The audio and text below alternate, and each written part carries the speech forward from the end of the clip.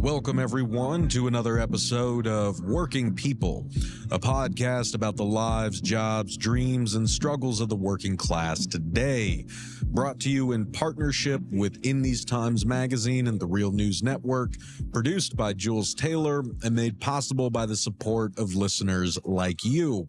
So I am sitting here in the Hilton Chicago at the Netroots conference for this special live mini-cast edition of Working People, and I could not be more honored to be sitting across from Tabina Gipson, who is herself a tipped worker here in the city, and she is also an organizer with the One Fair Wage campaign. So, Tabina, why don't you tell us a little more about yourself and how you got involved in this campaign? My name's Tabina Gipson. I've worked in the food industry for over 10 years. I'm a mother of 5, and when the pandemic hit, it really hit us hard. It hit me and my family hard because I was working at the drink house, and I was a tip worker, a server, and I was also doing bartending sometimes. But aside from the pandemic, we were shared tip work wages facility, meaning we had to share tips with everyone on staff. So it was still like kind of hard doing that, but it was money to help with some of the bills. Mm-hmm. I've been to the city of Chicago my entire life. I've never left Chicago, and I just really, I joined One Fair Wage when the pandemic hit, and I went to apply for unemployment, and they told me that my wage just wasn't high enough to apply for unemployment.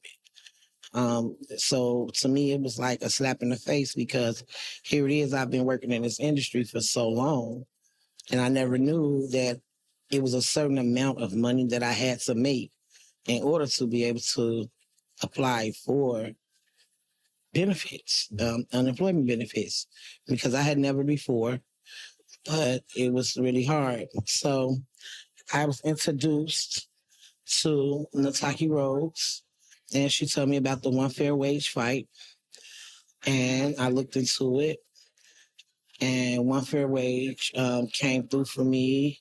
They gave me a stipend to help me out with a few of my bills during the pandemic. So I decided that this is something I need to be a part of because I'm not the only one. Mm-hmm. There's thousands of single moms that felt the same way I felt.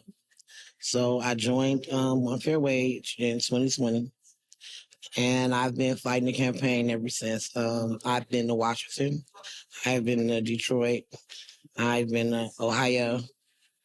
I've even been to our own Springfield, to the state capital. I just really feel that,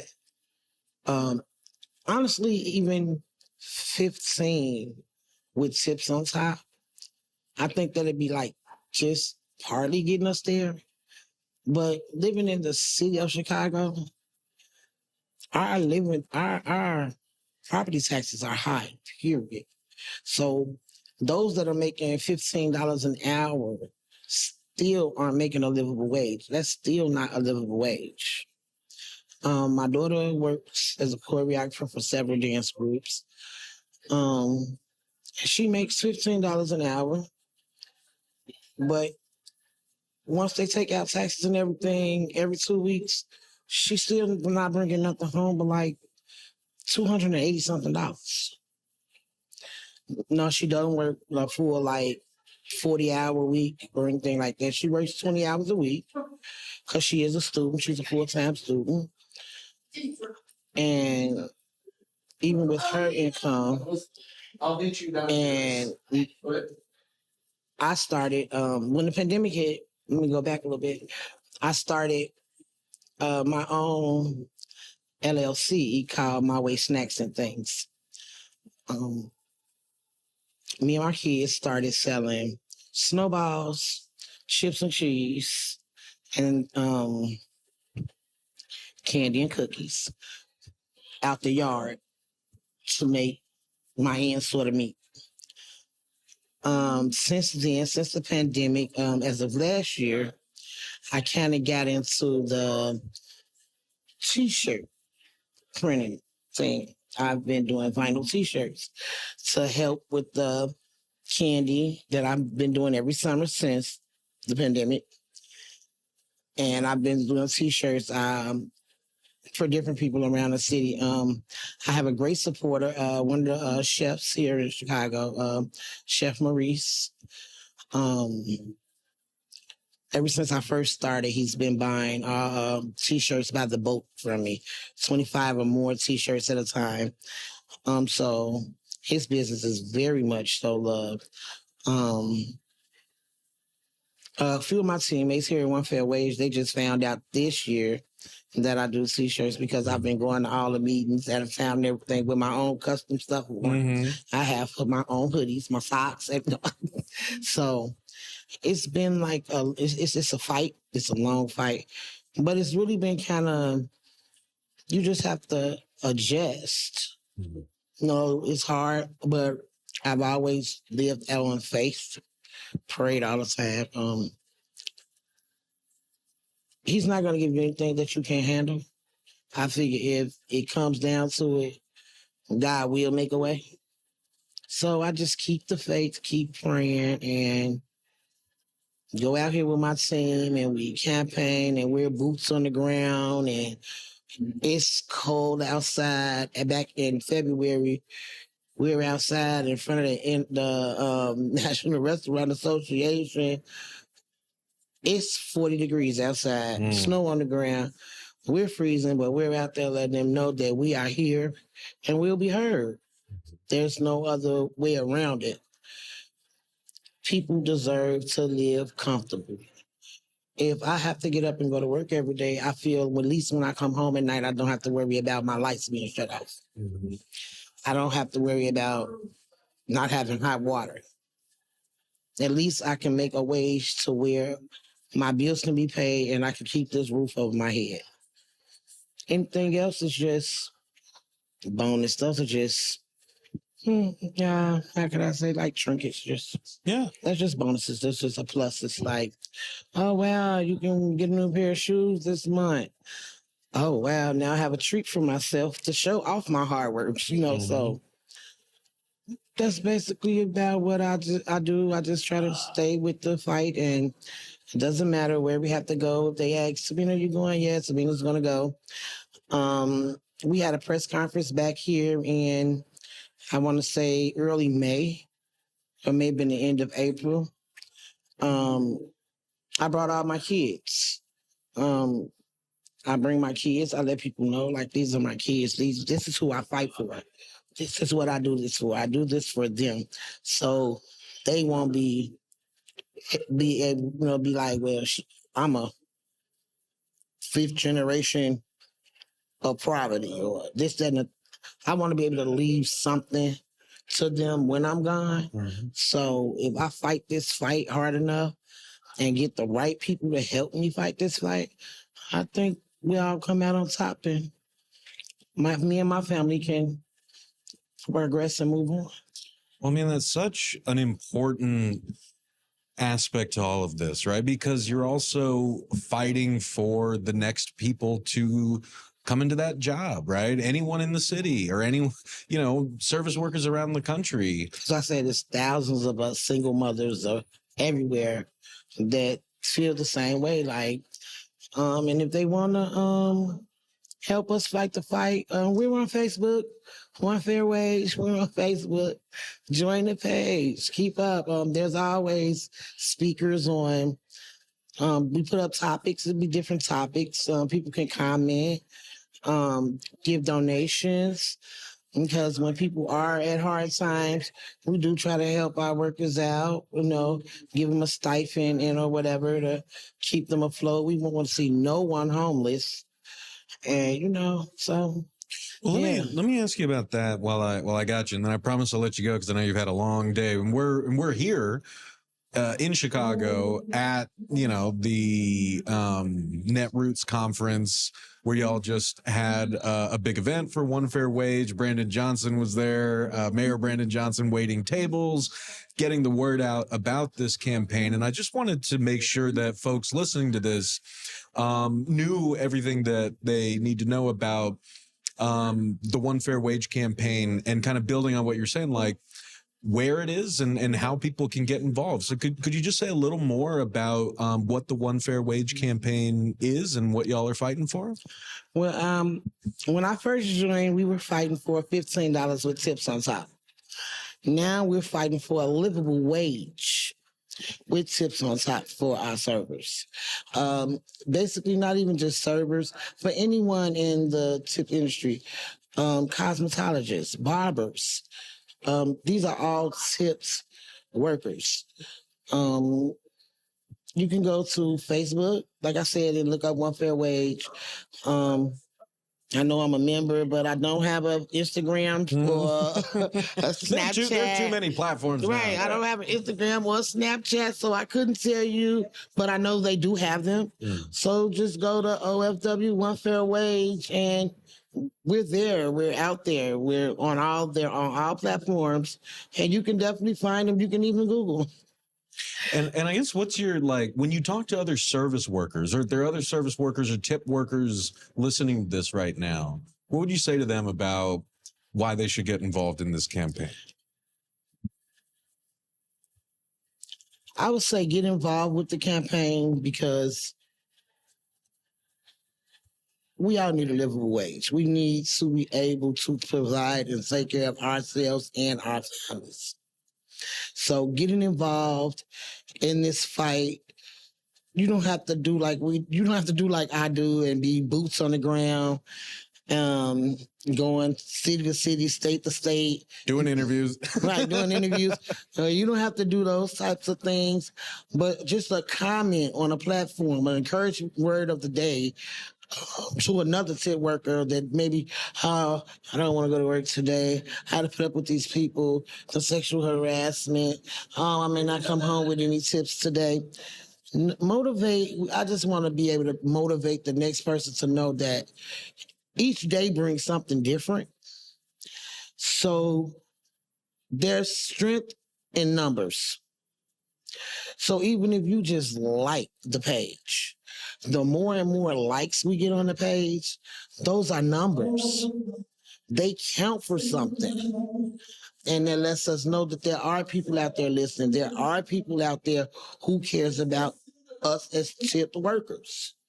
And again, like I said, not just servers. You have barbers. You have beauticians. You have, I haven't been downtown in a few months, but now since it's hot, I'm guessing they're back out. You have guys out here that's shining shoes still. You have the shoe shine guys. They're nothing but tip workers. There's no clock that they have to punch. They're tip workers. And tip a person of their worth. You know, you get great customer service and you like the food and you know you're going to come back, tip your server what they're worth. I just had a debate with my best friend's sister before we came here today. She was saying, well, why should I tip when there's already a gratuity on my bill? And I said, okay, I still think you should tip because that gratuity is for the whole staff. The whole staff wasn't serving you. The whole staff didn't make your experience what it was. The server did. The server made sure you had your food. The server made sure it was hot. The server made sure your table was cleaned in a timely fashion. Everything came out. There was no clutter on your table. Any and everything that you needed, you had without having to ask, without having to say, excuse me, can I get? The server was already there, making sure that you had that. That's hospitality. That's being in customer service. That's doing her job. I've had several servers where I've went, even since I've been fighting the fight. And, okay, I may not like the service because of how some people in customer service, shouldn't be in customer service. Right. I used to be a waiter here in Chicago at Reza's. So, yeah, Right. there were definitely some people where I was like, you know what, maybe this just isn't for you. Right. This is not the job for you. But some people have to do because they have to do. Again, you have to provide for your family. You have to provide for yourself. So some people just take whatever job is there. Like when the pandemic hit, people were just taking whatever job you were throwing at it because they had bills and everything needed to be done and paid. Mm-hmm. So just tip what you feel is fair to the person who's serving you, who's catering you. And I asked her, well, what if it was you?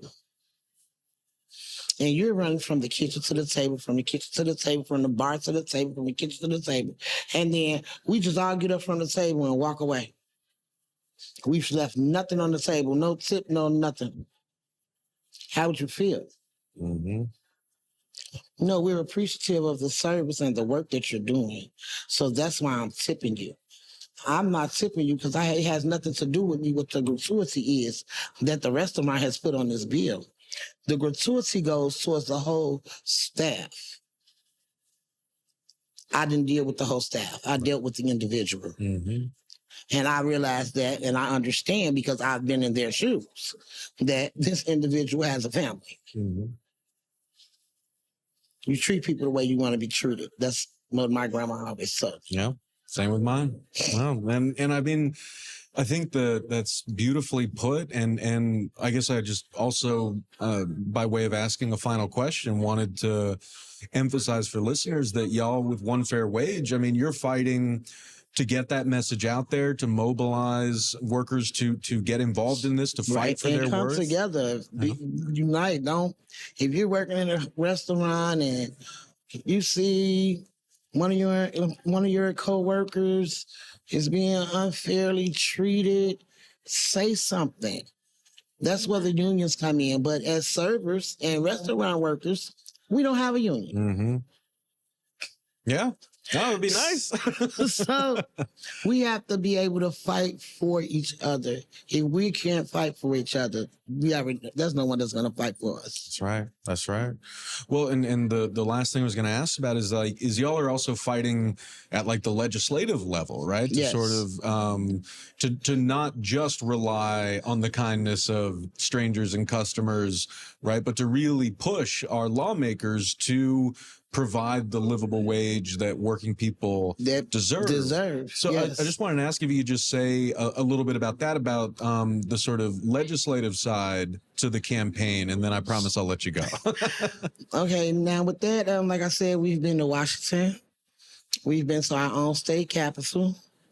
We've been to the Capitol in Detroit, Ohio. We want everyone, not like I said, not just the people in Illinois. Nah, we want everyone to know that it's power in numbers. And if we can get the word out to as many people as we can, those people start to talk. And when they start to talk to their friends. And their friends, the senator may tell another senator. And then that senator may be at lunch with a state representative and be like, well, you heard about that one fair wage? What do you think about that? And then they sit and they conversate. And then we normally get in touch with them. Like when we went to the state, to Springfield, we went into the Capitol, we went into the building, we knocked on their doors. They were at work at their office. We knocked on their doors. Hey, we want to tell you about one fair wage. We think that this is what needs to happen. And we want these bills passed and these laws passed. Because people shouldn't have to, we shouldn't have to beg for a livable wage. Like, the minimum wage here now in Chicago is $15.80, I want to say. Okay, as a server, it was $9.90. On the 1st of July, it went up to $9.98. And how much has rent gone up, right? How much has gas gone up? Yeah. Right, exactly. And then there's a food tax that's going to be added on. And then we're already paying, here in Illinois, we're paying a bag tax. When we buy food, you ask for a bag or you going to Family Dollar, Dollar Tree. You need bags to put your things in. You have to pay for those bags, 7 cents a bag. Why am I paying for a bag? I just spent $5,000 in Walmart. But I have to pay for every bag that I needed to put my items in on top of me spending this $5,000. They're taxing everything. Everything is going up. So we have to get to the state representatives, the older people, the legislators, and let them know, like, look, we need, not, you know what, it's not even that. We not only need this, you guys to come together and make it a law that we have a livable wage. It is urgent. Like 2 days ago, we needed this to happen. Not 5 years from now, 6 years from now. Because like I said, I've been helping fight this fight since 2020. And I don't see why I have to keep going to the table with the same people and the same people. And you want to constantly give me, okay, we'll have something in 5 years. Let's make a 5-year plan. When you said let's make a 5-year plan, almost 5 years ago. This is 23. So if we were at 5 years in 2020, and this is 23, and you're telling me same thing in 23, well, can we get another 5 years? No, I'm down to 2. And at this point, that's why I said we don't have a union. If we were unionized, like the teachers, it would have been a strike. Because without food service, the restaurants can't function without their employees. Like, right. I want to say, was it the Hilton workers that went on strike? No, it was all the hotel workers that went on strike in 2016 or 17. And they were all outside.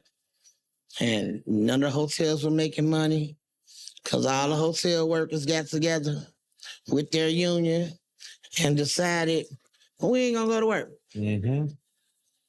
Now, so what y'all going to do? You can't run your business if you have no employees.